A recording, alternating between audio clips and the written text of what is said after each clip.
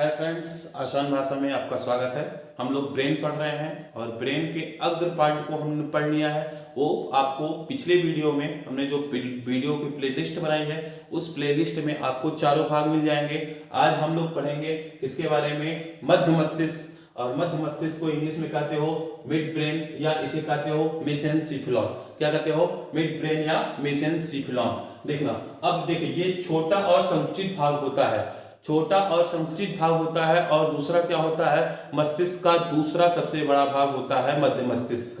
देखो कहाँ पे इसकी पोजीशन क्या होती है, इसकी स्थिति क्या होती है? इसकी स्थिति होती है, ये कहाँ पे पाए जाते हैं? मध्य मस्तिष्क, अग्र मस्तिष्क के थैलेमस तथा हाइपोथैलेमस, अग्र मस्तिष्क के थैलेमस, हाइपोथैलेमस तथा पश्च मस्तिष्क के पोन्स के बीच में होते हैं। कल के वीडियो में आप देखोगे, पार्ट नंबर 4 में देखोगे तो हमने उसमें विशेष रूप से थैलेमस और हाइपोथैलेमस के बीच में अंतर बताया है। तो ये थैलेमस और हाइपोथैलेमस की स्थिति होगी और उसका जो पश्च मस्तिष्क होगा, मतलब अग्र मस्तिष्क और पश्च मस्तिष्क के बीच में, समझ में आ गया? ये स्थिति पूछती है। इसको भी दो भागों में बांटा गया है। कौन कौन से भाग है इसका? अग्र भाग को दो भागों में बांटा गया है और पश्च भाग, देखो अग्र भाग हो गया, अग्र भाग को दो अनुदैर्घ्य, जैसे ये तरीके से देखना, अग्र भाग ये से ऊपर से देख रहे हो तो आप क्या दिख रहा है? अग्र भाग। इस अग्र भाग को पोस्टीरियर, आगे वाले को कह रहे हो पोस्टीरियर, और पीछे वाले को क्या कह रहे हो? पीछे वाले को कह रहे हो इंटीरियर। पोस्टीरियर और इंटीरियर, समझ में आ गया? अब देखना, अब इस अग्र भाग को हम क्या करते हैं? इस तरीके से काटते हैं, टीएस काटते हैं। जब टीएस काटते हैं तो इसके अंदर हमको चार पार्ट मिल जाते हैं। इसके अंदर क्या मिल जाते हैं? चार पार्ट मिल जाते हैं, चार गोलेनुमा संरचनाएं दिखाई देती हैं। ठीक है, अब देखो, अब हम क्या करते हैं? ये उभारनुमा संरचनाएं जो दिख रही हैं आपको, ये देखिए हमने उभारनुमा संरचना दिख रही है ना, ये उभारनुमा जो संरचनाएं दिख रही हैं, इस प्रत्येक उभार को क्या कहते हो? कॉलिकुलस। क्या कहते हो? कॉलिकुलस। अब देखना, इसको न समझ में आए तो इस तरीके से समझना, एक कटोरी में आप गोद लिए हो, गोद या लेई जिसे कहते हैं लेई हो, तो लेई लिए हो और उसमें 4 मटर के दाने आप डाल दिए हो। तो देखो उस जब मटर के दाने डालोगे तो वो चारों मटर के दाने आपको उभरी हुई संरचनाओं में दिखेंगे। तो ये 4 मटर के दाने इस तरीके से समझ लेना, और प्रत्येक मटर के दाने जो दिखाई दे रहे थे उभरी हुई संरचना में, उसे क्या कह दिए है आप? कॉलिकुलम। क्या कह दिए हो? कॉलिकुलम। समझ में आ गया? तो प्रत्येक उभरी हुई संरचना को क्या कह देते हो? कॉलिकुलम। और इस चारों कॉलिकुलम दिख रहे हैं, इस चारों कॉलिकुलम्स को मिला को क्या कह देते हो? क्या कह देते हो? Corpora quadrigemina. Corpora quadrigemina. अब देखना आगे हम लोग क्या करते हैं, इसके बारे में पढ़ते हैं। किसके बारे में पढ़ते हैं? ऑप्टिक लोब्स के बारे में। ऑप्टिक लोब्स के बारे में पढ़ेंगे। ये क्या करता है? ऑप्टिक लोब्स, या इसी को कहते हो सिलिकस। क्या कहते हो? सिलिकस। ऑप्टिक लोब्स, सिलिकस, ये सब इनके नाम हैं। और इसी को क्या कह देते हो? इसी को एक कह देते हो आप सुपीरियर कॉलिकुलस। क्या कह देते हो? Superior colliculus. मतलब जो ऊपर वाले दो पिंड हैं, इन दो ऊपर वाले पिंडों को कह दोगे सुपीरियर कॉलिकुलस, और चारों पिंडों को क्या कह दोगे? क्या कह दोगे? Corpora क्वाड्रिजेमिनाई, जेमिना, corpora quadrigemina.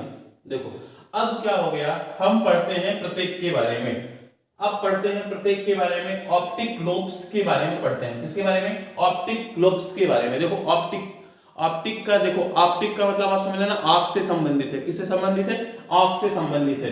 तो देखो हमने लिख दिया है, फंक्शन में लिख दिया है, दृढ़ के उद्दीपनों के प्रति नेत्रों के आइलिन व पलकों में होने वाली प्रतिकृति क्रियाओं को क्या करते हैं? ये कार्य करते हैं। जैसे आइलिन का मतलब मारे भी झापड़, तो आपका क्या हो गया? आंख ऑटोमेटिक क्या हो गया?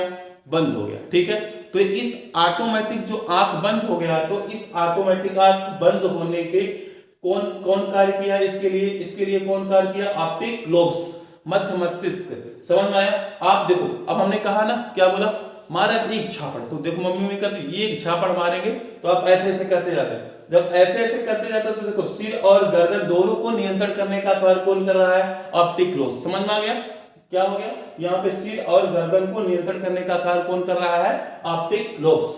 अब देखो एक हो गया, इसके बीच में एक, भाई यहाँ पे रक्त भी तो आनी चाहिए, तो रक्त को लाने का कार्य कौन कर देता है? Cerebral quadriducts, aqueducts. इसे क्या देते हो, सेरिब्रल एक्वाडक्ट। एक्वाडक्ट क्या करता है, इन दोनों के मध्य में पाया जाता है, एक सकरी हुई संरचना पाई जाती है, इसी के माध्यम से आपके मध्य मस्तिष्क में क्या होते हैं, ब्लड आते हैं।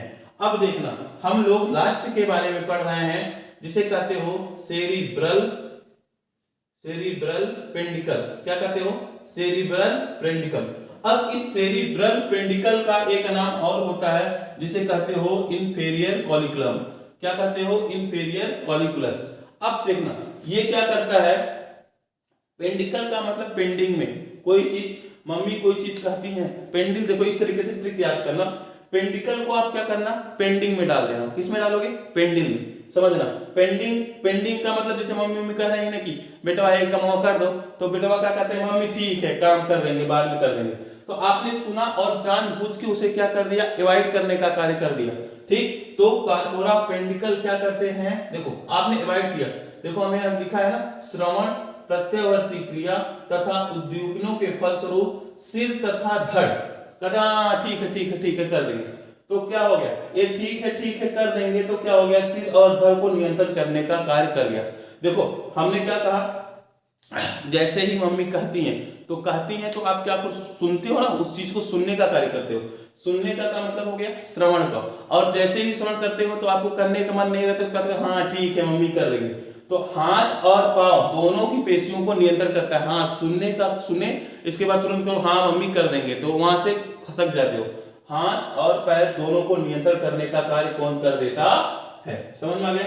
अब देखो एक कार्य और होता है, इसे अर्धचेतन को नियंत्रण करना। अर्धचेतन को नियंत्रण करने का कार्य भी कौन करता है, मिड ब्रेन करते हैं, मध्य मस्तिष्क करते हैं। अर्धचेतन क्या है, अर्धचेतन देखो दो मन होते हैं, एक चेतन होता है और एक अचेतन।